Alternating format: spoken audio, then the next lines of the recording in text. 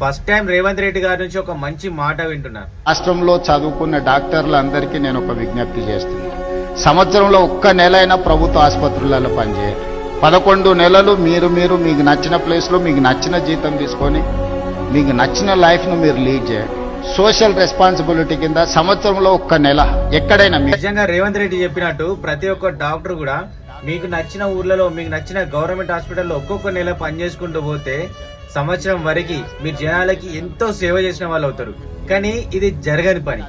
ఎందుకంటే ఇప్పుడు ప్రస్తుతం వాళ్ళు పనిచేస్తున్న ప్రైవేట్ హాస్పిటల్లో వాళ్ళకి 1 లక్ష శాలరీ ఉంటే 2 లక్షలు ఇచ్చైనా వాళ్ళు ఉంచుకుంటారు. అంతేగాని అట్లా ఈజీగా ఏ డాక్టర్ కూడా వదిలేరు.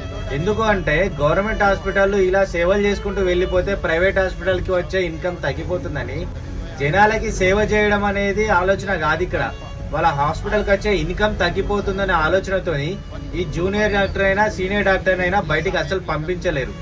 సార్కి వచ్చిన ఆలోచనకి హ్యాట్స్ ఆఫ్. కానీ ఇది అసలు జరగని పని. హాస్పిటల్స్ అన్ని ఏ రేంజ్ లో ఇన్కమ్ ఉందంటే దాన్ని ఇన్కమ్ ట్యాక్స్ వాళ్ళు తప్ప ఎవ్వరు కూడా గుర్తించలేరు. అంత రేంజ్ లో ఉంది దోపిడీ.